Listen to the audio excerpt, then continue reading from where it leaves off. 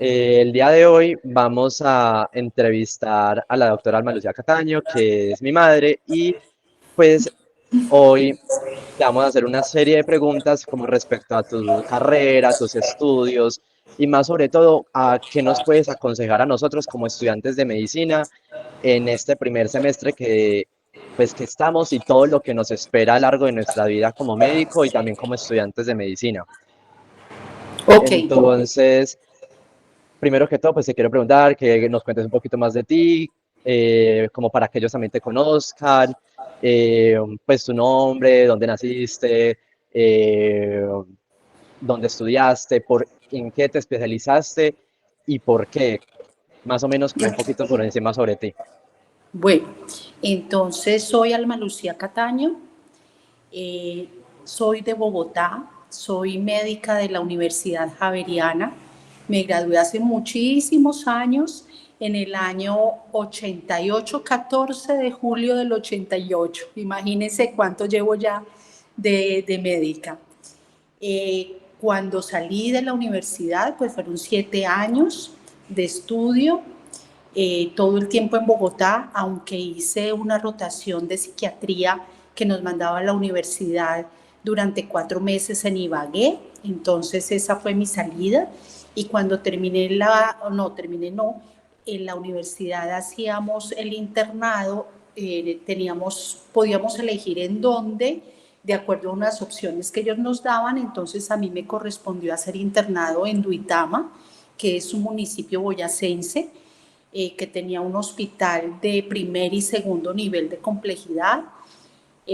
Y ahorita les cuento un poquito del internado mío. Y eso fue 6 meses. Los otros 6 meses los hice en la Fundación Santa Fe de Bogotá, que, como ustedes saben, pues existe hace muchos años. En ese momento era lo mejor que había en el país. Entonces fue un internado muy bonito porque estuve en un pueblo donde la complejidad era más bajita, donde los recursos eran un poco más limitados, y estuve en la Fundación Santa Fe, en donde tenían todos los recursos, todos los especialistas, con una diferencia muy grande. En el internado de Duitama nosotros estábamos prácticamente solos, llamábamos a los pocos especialistas que había internistas, ginecología, pediatría, cirugía y anestesia, no había nada más. Los llamábamos cuando nosotros pensábamos que solitos no podíamos hacer nada. En cambio, en la Santa Fe no te dejaban hacer mayor cosa. Uno aprendía de toda la tecnología que había en ese momento, la tomografía, el TAC, apenas había acabado de salir. Entonces eso era una cosa muy novedosa en ese momento, y tener todos los especialistas. Entonces fue un internado muy interesante porque aprendí muchas cosas, cuando no tiene uno muchos recursos y cuando los tiene todos.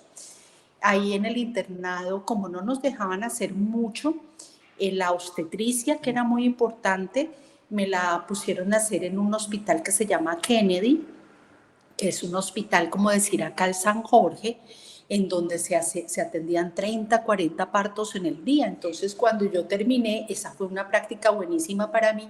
Yo quería ser ginecóloga. Entonces, pero listo, terminé la carrera y me salió el rural. En ese momento no era con rifa como es en este momento, sino que todos teníamos la obligación de hacer rural. Entonces yo lo empecé a hacer en una cosa que era como una casa de adopción de niños. Y ahí estuve por ahí 1 o 2 mesecitos, no me acuerdo mucho cuánto, con bebecitos que eran para dar en adopción. Pero en ese momento me salió otro rural que me pareció súper lindo, que fue con la Caja Agraria, hoy se llama Banco Agrario, pero en ese momento se llamaba Caja Agraria, con un programa muy hermoso de unidades móviles. Eran como si fueran camiones que tenían un consultorio odontológico, un consultorio médico, teníamos una enfermera, y íbamos por diferentes fincas a atender a los pacientes de esas fincas o de esos municipios. Eso fue súper bonito. A mí me correspondió en Boyacá, Cundinamarca y Meta. Entonces fue también un rural muy diferente a lo que hacen hoy o lo que hacen otras personas, que es estar todo el año rural en un sitio específico haciendo la consulta ya uno como médico graduado. Entonces allí en ese rural, cuando yo lo terminé, que me encantó, los jefes míos estaban muy contentos y me propusieron que me quedara a organizar esa parte administrativa de las, espérenme que tengo una alarma aquí ya, de las unidades móviles. Ellos tenían 18 unidades móviles por todo el país. Entonces yo me metí, dizque a organizar eso, que era un trabajo administrativo, y por eso fue que me vi obligada a estudiar cosas de administración en salud, porque yo no sabía nada de administrar. Entonces me puse y me empecé a especializar en cosas de salud. Entonces hice salud ocupacional, hice administración de salud, hice gerencia de la seguridad social y también hice una maestría que se llama en gestión de riesgos. Porque desde que empecé, todo mi trabajo me obligó a formarme en la parte administrativa de salud. Entonces, por eso escogí esas especializaciones. Y finalmente la obstetricia que me encantaba, no lo hice, ¿cierto? Entonces se pasó el tiempo y me quedé en la administración de salud. Me decía Alejo que como qué consejos y qué cosas como estudiar, bueno, o no sé, ustedes me preguntarán.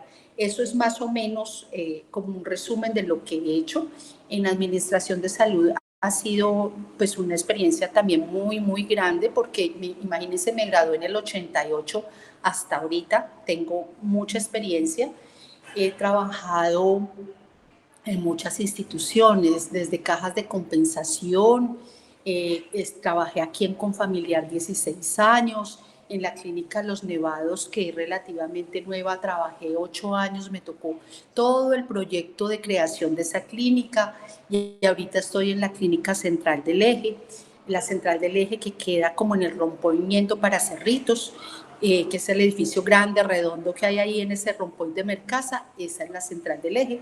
Aquí me desempeño como directora médica. Ese es como el resumen pues de la parte profesional mía. Entonces ya lo que me quieran preguntar. Muchas gracias. Y pues tu ejemplo pues de vida y todo lo que nos contabas de que al inicio tú querías ser ginecobstetra y después al final pues todo tu trabajo, la vida de un giro completo y por cosas de la vida misma terminaste ejerciendo otra cosa. Por Sí. eso mismo te quiero preguntar si tienes como algún recuerdo como en la carrera que te haya hecho, o en la vida, o cuando estabas pensando en estudiar medicina, o en el primer semestre, pues que todos sabemos que es tan retador, que algún evento, algo que te dijo o que hizo cambiar como el rumbo de tu vida, dijo, sí, definitivamente sí quiero estudiar medicina, o ya antes de entrar a la carrera ya estabas 100% convencida de que querías hacer esto. Pues mira que sí, a mí siempre desde muy chiquita me gustó la medicina, pero cuando terminé el colegio, me gradué en el Colegio Teresiano, que era un colegio de monjitas de Bogotá. En esa época había muy pocos colegios mixtos, eran colegios de niños y colegios de niñas. Yo me gradué en uno de monjitas. Yo me presenté como por mirar en qué pasaba en biología marina en la Jorge Tadeo Lozano porque me encanta el mar, entonces pensaba yo en esa posibilidad. Me presenté en la Universidad Nacional a Química y Farmacia. La química en ese momento ya no me acuerdo de nada, me gustaba muchísimo, entonces química y farmacia.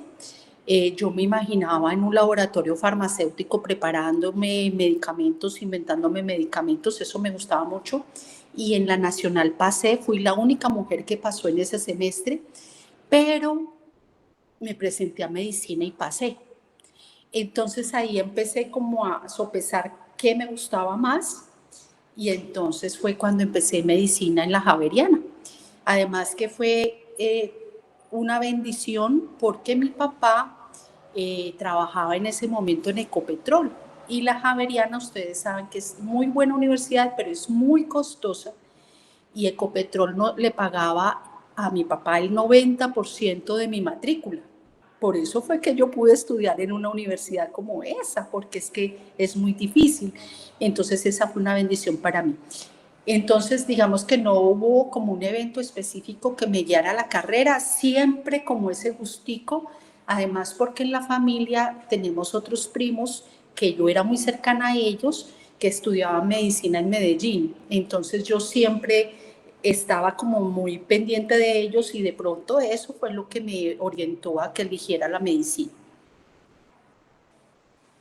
Ok, entonces muchas gracias y pues ahora continuamos con otra pregunta. Bueno, me presento, mi nombre es Karen y Ann, yo quiero preguntarte, si nos podrías contar cuáles fueron esos momentos del internado o de clínicas en el que sentiste la responsabilidad en que implica ejercer la medicina y en tomar decisiones que pueden afectar la vida de alguien. Sí, mira que digamos que en la carrera uno pues siempre está muy acompañado y uno como estudiante no toma muchas decisiones. En el internado, y les voy a contar todo lo que me pasó porque me pasaron muchas cosas, como les decía, estaba en Duitama. En Duitama éramos 6 compañeros los que estábamos.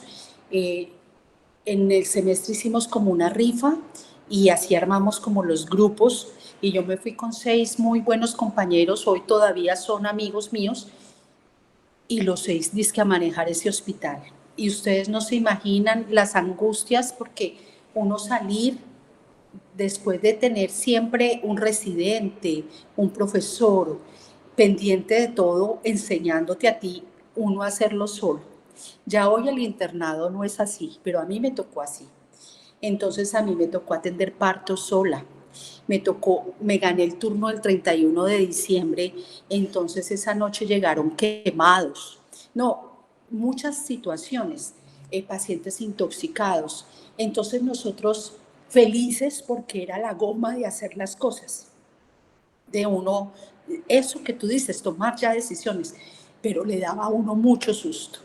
Entonces nosotros éramos 2 cada noche haciendo turno, nos apoyábamos mucho, pero tengo para contarles, una de mis mejores amigas hoy es anestesióloga y en uno de esos turnos teníamos que hacer un legrado por un aborto. La señora estaba sangrando muchísimo y era un aborto séptico, o sea, era un aborto que la señora se había provocado y cuando eso pasa el riesgo de infección del útero es mucho y la señora tenía un aborto séptico. Soraya, que hoy es anestesióloga, desde ese momento dijo, yo hago la anestesia y yo hago el legrado.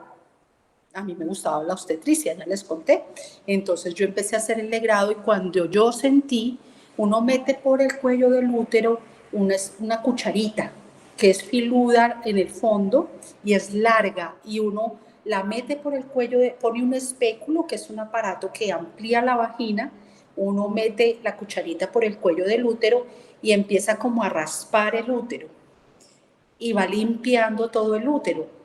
Pues yo sentí que esa cuchara se pasó derecho y perforó el útero. Y yo casi me muero del susto y yo le dije, Soraya, perforé el útero. Entonces Soraya me dijo, venga usted para la anestesia y yo me paso a mirar qué pasó. Cuando pega el grito Soraya, Alma, perforé el útero, le pasó lo mismo y nosotras dos casi que llorábamos de la angustia que nos dio. Ahí mismo llamamos al ginecólogo, menos mal estaba en el pueblo y él nos tranquilizó, metió la cucharita y dijo, muchachas, perforamos el útero para cirugía. Eso fue de las cosas más miedosas y de lo que nos hizo como aterrizar de que es que uno tiene una vida en las manos. Entonces eso fue de verdad muy angustiante.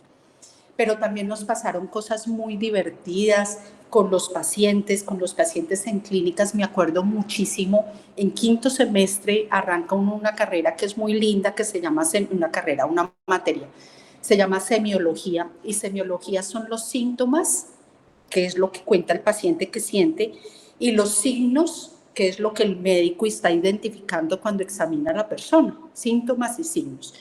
Entonces estábamos aprendiendo eso, ahí es cuando le enseñan a uno a examinar los pacientes. Y entonces en el examen pulmonar, por ejemplo, le decían a uno tiene que mirar cómo entra el aire en los pulmones y uno siente si lo escucha bien o si le escucha chiquito o si le escucha algún ruido, y todos esos signos significan algo. Y hay una parte que se llama ay, ya se me olvidó, le pone uno las manos en la espalda, en el tórax, y le dice, diga 33. Entonces el compañero le puso, diga 33 al paciente, en las manitos en el tórax, y luego le decía, siga, y el señor 34, 35, 36, y la risa de todos, porque lo único que tenía que decir era 33. Otro le decía, diga 33 cuando le estaba examinando la boca. Y el mismo paciente le decía, ahí no se pregunta eso, ahí se pregunta es, diga, ah. Entonces nos pasaban cosas muy chistosas, nosotros sufrimos mucho, gozamos mucho. Una cosa que nunca voy a olvidar es que cuando estaba en San Ignacio, que era mi hospital de la universidad, eso queda como en el centro de Bogotá, y cerca como a unas 20 cuadras, hubo como una balacera en un restaurante de pizza. Entonces todos los heridos de esa balacera, la pizzería se llama Poseto. Uno puede buscar en internet Poseto y ver esa tragedia porque un tipo se metió y mató mucha gente, y los que quedaron heridos los llevaron al hospital.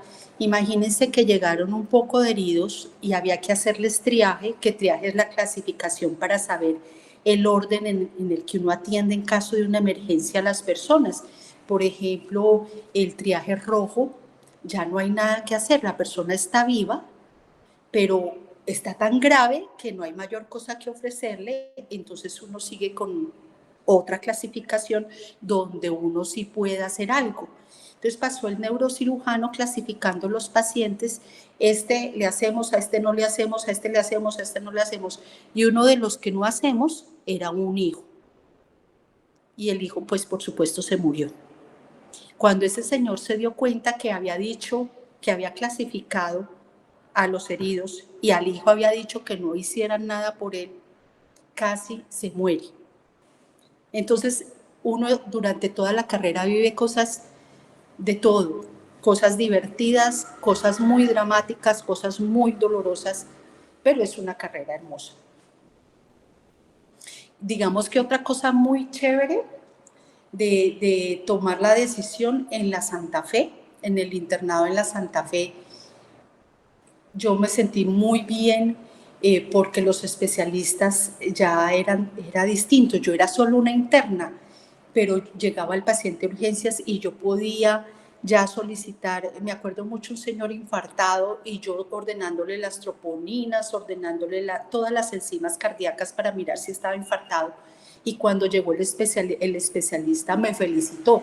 Entonces ahí siente uno como ese orgullo y esa cosa de que sí aprendió cosas y que lo está haciendo bien.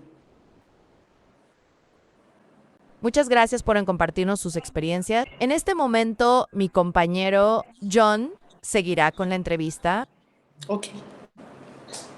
Hola, doctora Lucía. Alma, Soy John. tranquilo. Alma.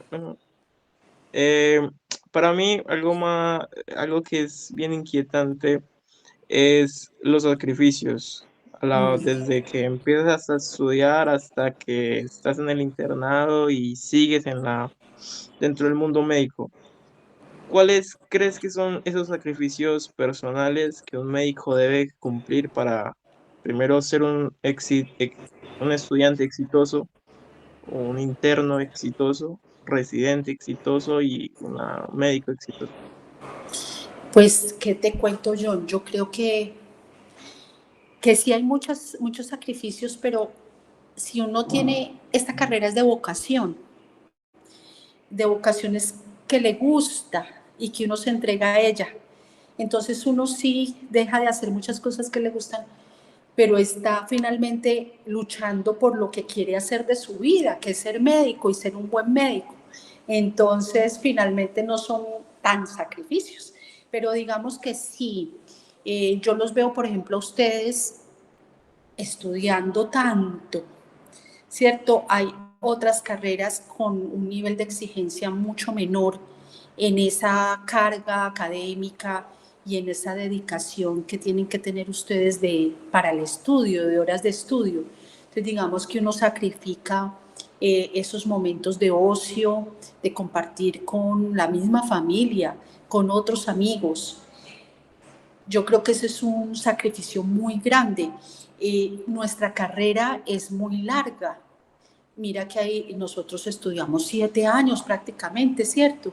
Mientras que el resto de personas estudian 5 años y empiezan, si nos va bien, a producir al quinto, sexto año después de haberse graduado, ¿cierto? De graduado de colegio me refiero. O sea, salen de su carrera y comienzan a trabajar y comienzan a valerse por sí mismos.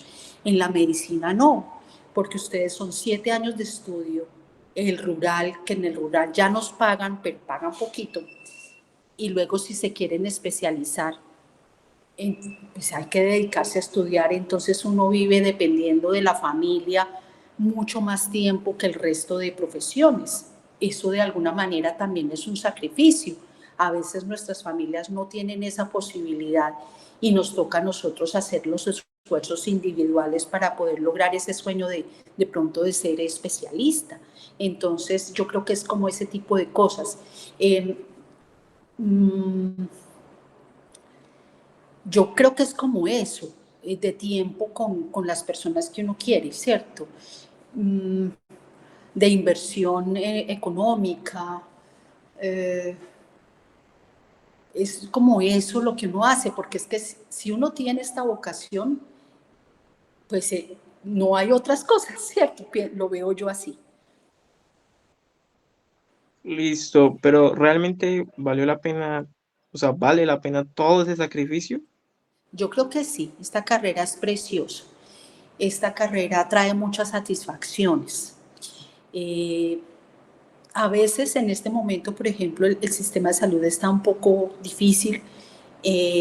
Los pacientes no los están atendiendo como uno quisiera que lo atendieran, hay demoras, hay falta de oportunidad, entonces los pacientes llegan como muy toreados a las instituciones, entonces llegan molestos, todo, pero uno tiene que tener como esa forma de dar lo mejor de sí y la gente lo entiende y la gente le agradece y eso es muy bonito.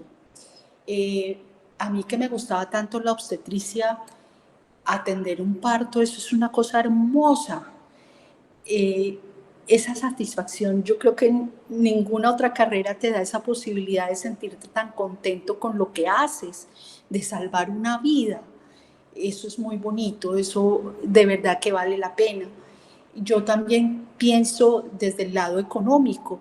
Si uno mira a otros profesionales de otras carreras en este momento en el país, pues los ingresos de esas personas son bajos, porque sí hay gente que gana mucha plata, ¿cierto? Que sus salarios son altísimos, pero la gente común, normal, no tiene grandes ingresos. Los médicos todavía tenemos un buen ingreso que nos permite vivir y vivir tranquilamente y dignamente, ¿cierto? Tener una familia, tener unos hijos en unas condiciones adecuadas, ¿cierto? Como lo que uno siempre sueña. Entonces yo creo que sí vale la pena, que hay que lucharla, sí, pero vale la pena. Listo, y la última, no pregunto más. O sea, nosotros nos graduamos y antes de hacemos un juramento, Sí, ¿cierto? el juramento Te dicen hipocrático. esto, el juramento hipocrático. Y tienes pues sus estamentos. ¿Alguna vez dentro, ya sea cuando ya entras a clínicas o dentro del corto contacto que tuviste con los pacientes, eh, tú tuviste así una situación en la que hubieras puesto en riesgo o en duda, un dilema moral, el juramento hipocrático? Mira que cuando salió la ley del aborto, a mí eso me costó mucho trabajo. Eh, También entiendo, uno como mujer es dueño de su cuerpo y uno debe decidir qué quiere hacer con su cuerpo. Yo estoy de acuerdo con eso. Pero me costaba mucho trabajo. Digamos que cuando me salió la interrupción voluntaria del embarazo, yo estaba trabajando en Confamiliar. El primer caso que me tocó fue una niña como de 18 años que fue a una discoteca, le echaron algo en la bebida y un tipo se la llevó para el apartamento, la violó y la niña estuvo perdida una noche. Y el papá la llevó a Confamiliar cuando supo que la niña le había pasado esto. Los papás eran separados, el papá fue el que la llevó a la clínica, la niña estaba en embarazo, a solicitar la interrupción voluntaria. A mí eso me impactó por la situación que le pasó a la niña. También lo entendía cuando una mamá está embarazada y tiene el bebé una malformación congénita incompatible con la vida. Esa también yo la entiendo. Pero cuando llegaba una muchacha a decir que quería abortar, que porque estaba deprimida, que porque no tenía plata, que porque, pues eso sí, yo reconozco, es la vida de ella y ella es libre de tomar esa decisión, pero me costó mucho trabajo. Entonces yo empezaba como a mirar cómo dilataba eso, entonces le decía, la voy a pasar por psicología, la voy a pasar en el psiquiatra, venga, reunámonos con el ginecólogo a ver, y la ley es muy clara, ella lo solicita y hay que hacerle el legrado. Eso me causa mucho dilema a mí como persona, pero la ley es muy clara y es para cumplirla. Entonces, esa parte siempre me ha costado mucho trabajo, sería como el ejemplo que tengo para darte en ese aspecto. Listo, gracias. Ahorita mi compañero Kevin, por si quiere aportar algo frente a ese dilema o si quiere hacer otra pregunta. Hola, doctora Ana Lucía, mi nombre es Kevin y pues quería preguntarte, pues según tu experiencia y tu opinión, ¿cuáles son los compromisos que considera que asume un médico al ejercer su profesión actualmente? A lo- ¿Los compromisos del médico para qué? eh, o sea, en la profesión, pues actualmente. Sí, pues yo creo que en toda carrera y en esta más porque estamos jugando con la vida de las personas, no jugando, tenemos en nuestras manos la vida de las personas, como esa responsabilidad de hacerlo bien y para hacerlo bien uno tiene que pensar que tiene al frente a un ser humano que además de que está consultando porque está enfermo, tiene miedo por su enfermedad, puede tener problemas económicos, familiares, con una cantidad de situaciones que uno nunca puede perder de vista. Entonces creo que es el compromiso del respeto hacia la persona que estamos atendiendo, hacia los compañeros. Es muy frecuente en nuestra carrera esa falta de colegaje entre los especialistas. Entonces va un paciente a una consulta, le cuenta que le están dando ese medicamento y el médico le dice, pero ¿cómo? ¿Quién le formuló esa barbaridad? Eso no se debe hacer. Entonces yo creo que es un compromiso también de respeto hacia los colegas, ¿cierto? Porque él tomó una decisión en algún momento dado, pues porque vio al paciente en una determinada condición y pensó que eso era, todos nos podemos equivocar.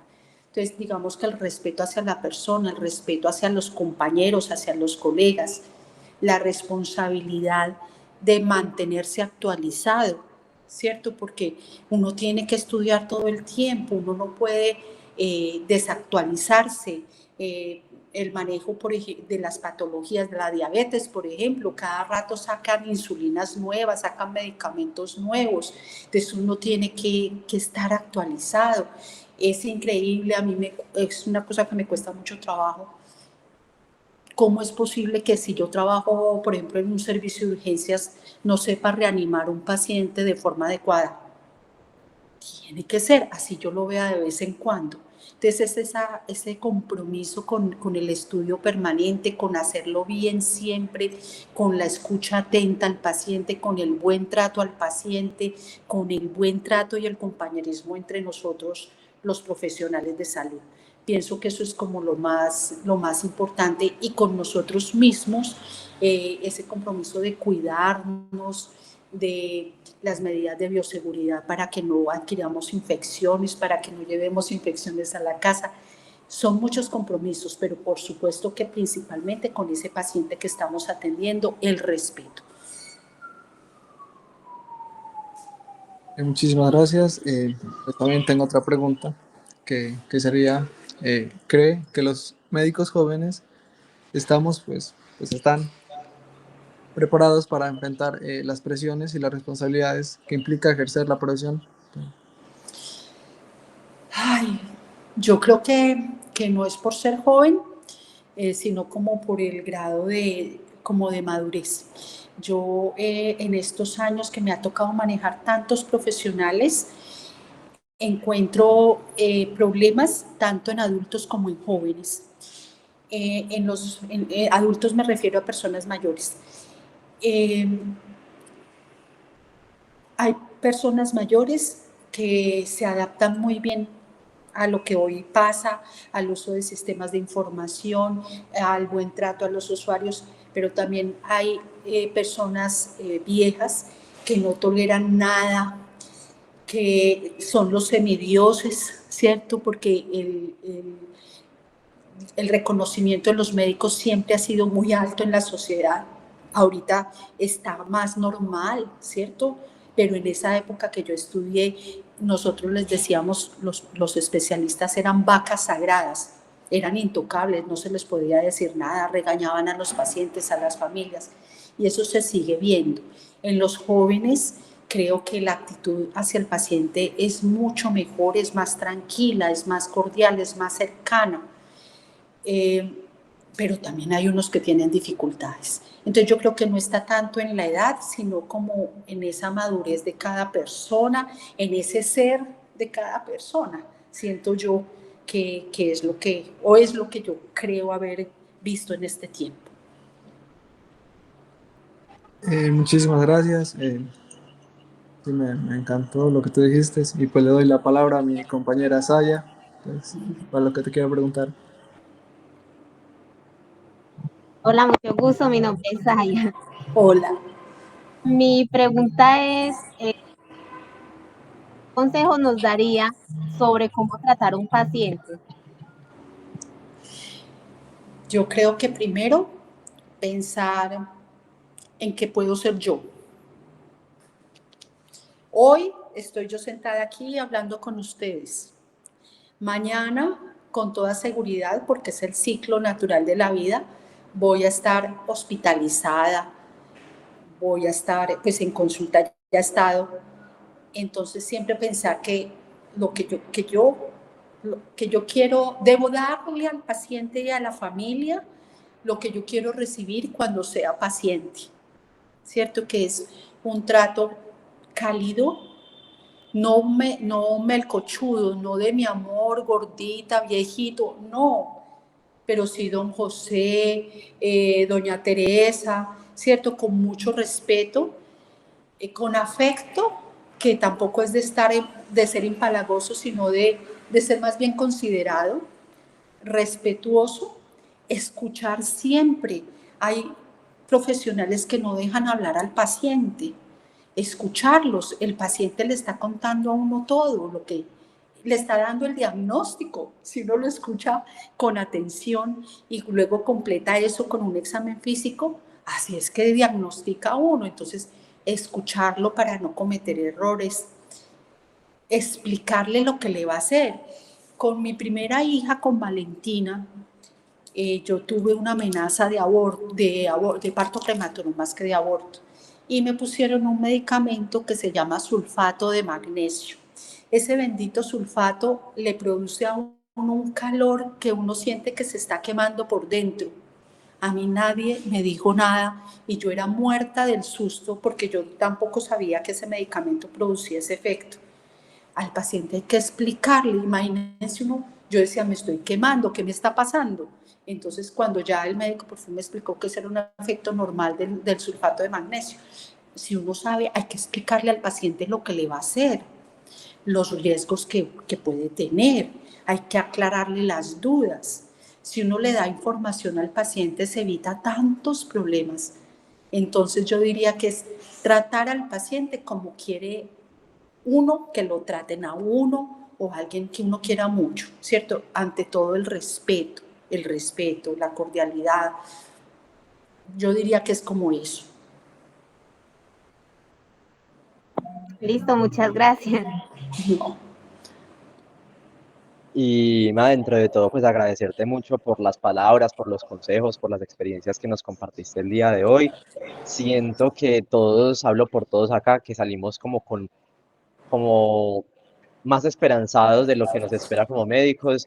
Uno en primer semestre sufre mucho, pero siento que, en toda la carrera en general, pero siento que hablo por todos, que salimos un poco más contentos de que lo que estamos haciendo vale la pena para algo y los consejos y las experiencias que nos diste creo que nos van a servir mucho en toda Sí, nuestra formación.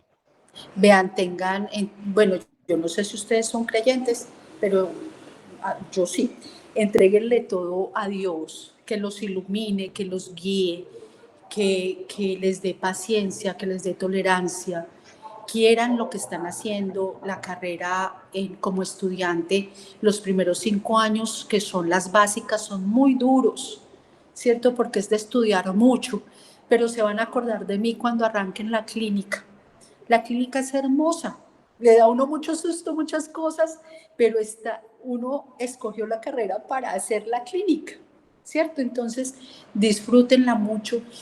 En la carrera van a ver profesores que le provoca a uno cogerlos y amasarlos porque son bravos, porque los maltratan a uno, porque son muy exigentes, con paciencia, porque también se van a encontrar con muy buenos maestros, hay de todo, pero nunca se dejen por debajear de nadie, nunca, nunca, nunca. Lo van a ver, se van a acordar de mí cuando se encuentren con esas personas tan antipáticas que encuentra uno y con esos maravillosos maestros. Tengan paciencia, que finalmente van a lograr lo que quieren. Entréguenselo a Dios, sean muy juiciosos, tengan método de estudio, organizados para estudiar con método, y yo sé que les va a ir muy bien. Muchas gracias. Bueno, bueno. Muchas gracias, muchas gracias.